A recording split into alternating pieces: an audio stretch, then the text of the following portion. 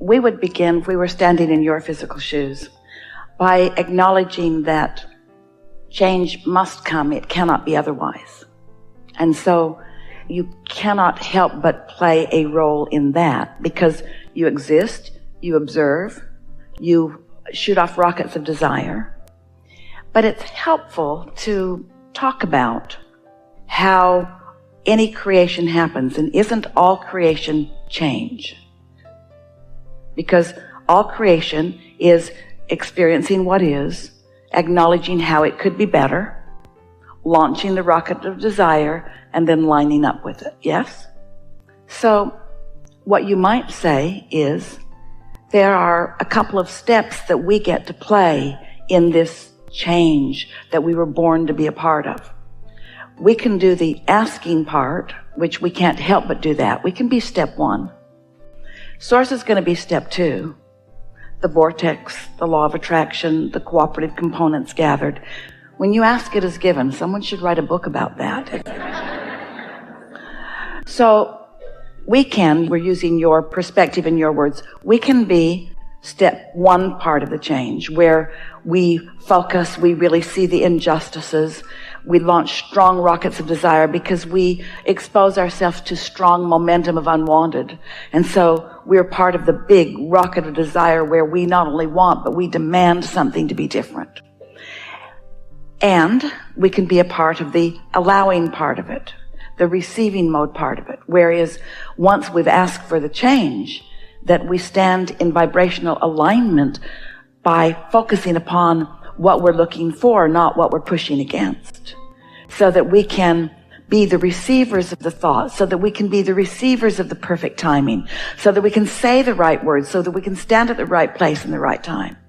Because what so many young people, or not so young people, are translating this conversation to be is that we have to push hard against what we don't want. And of course, step 1 matters in the equation.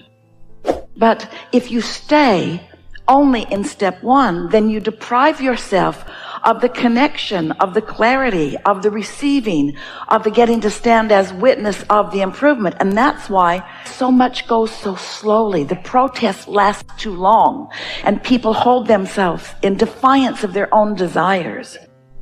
But you must teach to the clarity of your example. And the thing that happens to so many people that want to lead movements is that they have discovered that the majority of the population of the planet, the majority of those people are in step 1, pushing hard against step 1. And so in order to get their attention, you have to do that too. And then you defeat your own platform, because you can't be in step 1 and step 3 at the same time.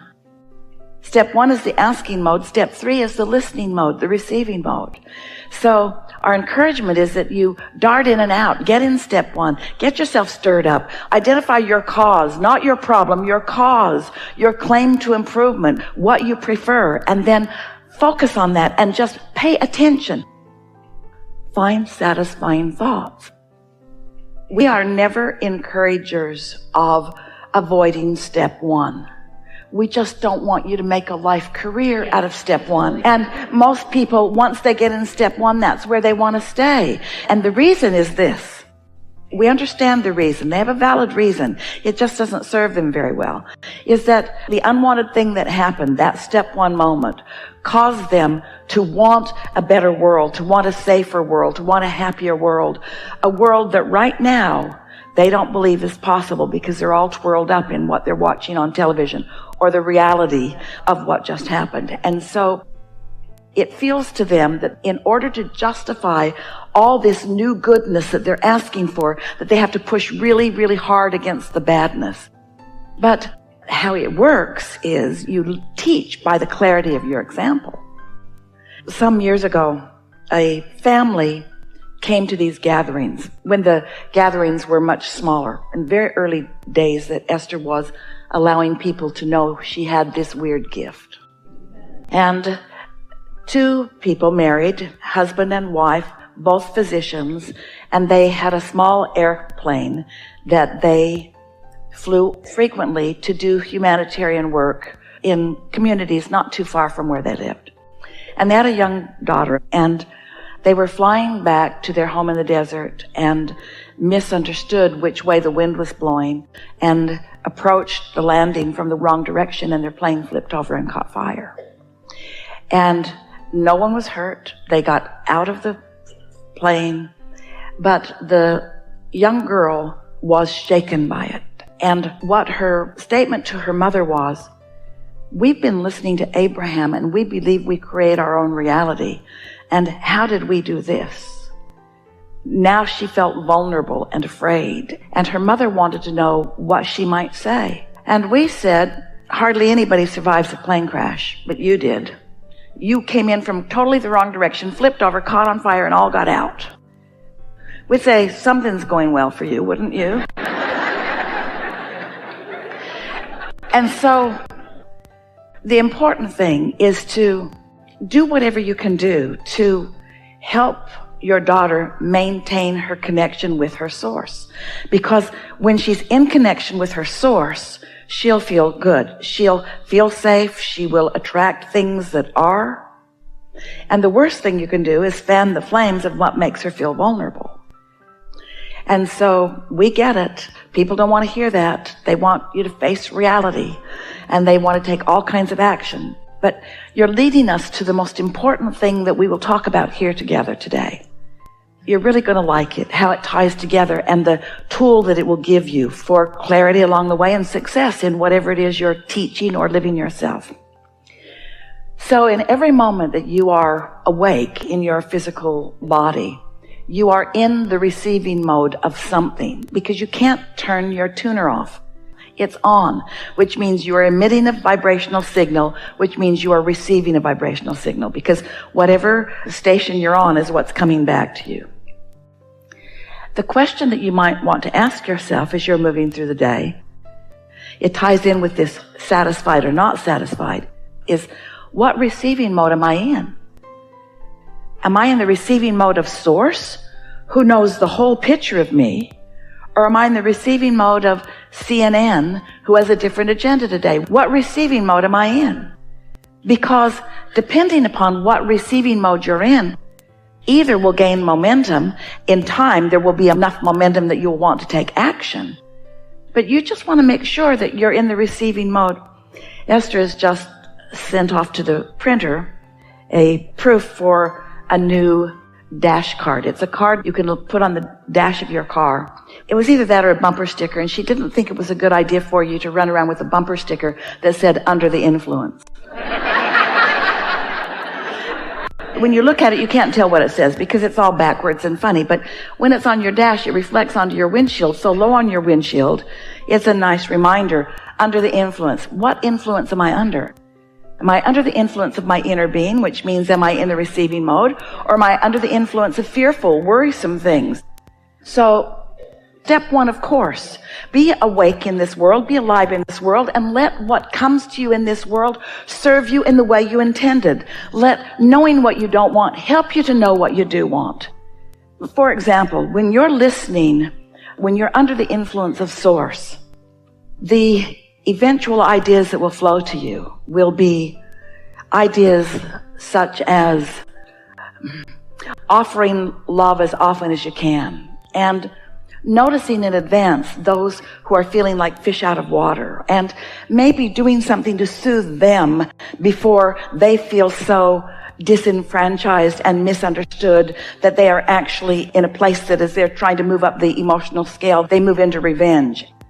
You see what we're getting at? You might be one who rendezvous with someone who is on their way to that kind of an act, but instead they meet you bright and shiny and in love with life and not judging them the way others do, and seeing them through the eyes of source and maybe saying the perfect thing at the perfect time. In other words, when you're under the influence of source, you are part of the solution. When you are under the influence of something other than that, you're part of the problem. So you might just want to remind her that there's step one and there's step three, and which part does she want to predominantly be a part of. And of course, you're going to be part of step one. You can't see that without having that knee-jerk reaction and wanting things to be different.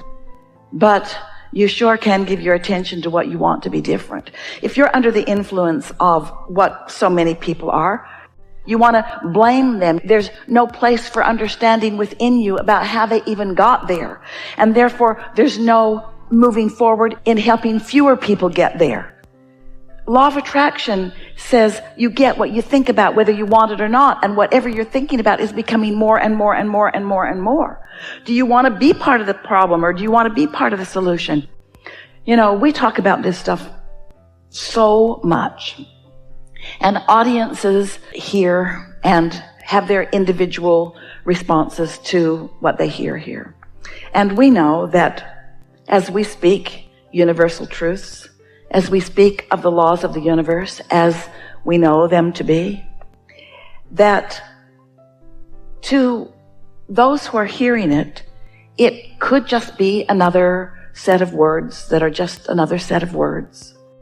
We know we can talk to you about your source. We can talk to you about connection. We can talk to you about alignment. We can talk to you about empowerment. We can talk to you about the receptive mode. But until you've actually lived some life and know you want something, and then actually deliberately quieted your mind and stopped the negative chatter and allowed your vibration to rise, and you know you did because of the way you feel in your body, and then received an impulse or a thought that felt satisfying, felt delicious to you, and so you followed it because we had this discussion. And then you witnessed the result of that. And then you know, because words don't teach.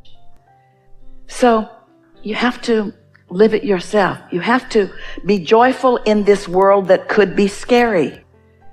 You have to feel secure in a world that could feel tentative. You have to demonstrate your own connection before you even have an opportunity at all to awaken it.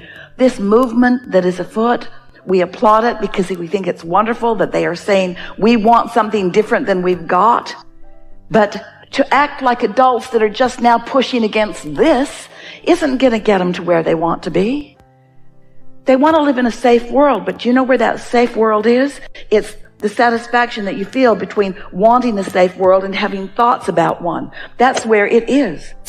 And practicing that until your momentum is so strong that the universe cannot yield to you anything other than that. When you stood before Jesus, dripping your illness, he saw not your illness, he knew your wellness, and he knew it so unequivocally that while you were in his gaze, your illness could not abide in his vibration. And then he said, don't go home and talk about it. He said, go forth and tell no one. Because he knew if you went home and talked about it, that you would not be able to maintain that knowing of your well-being. We know. And so just be easy about this. Don't go out and try to repeat what you heard. You won't remember most of it anyway. Just reach for as much satisfaction in thought as you can find and take it really, really, really, really easy. Your vortex is so full of wonderful things, and you have guidance within you that is so extra active right now because you've been in the receiving mode off and on, but mostly on, and you're in a different vibrational place, which means your point of attraction has shifted, and your relationship with everyone on the planet is different now than it was before. So your ability to recognize that receiving mode or not, there'll be more keen awareness within you. These are really good times. These are really good times. There's more contrast, which means there's more expansion. And now with this knowledge, there will be more keeping up with your expansion, which means there'll be more joy, which is what it's all about, yes? There is great love here for you. And as always, we remain joyously and stubbornly in your vortex.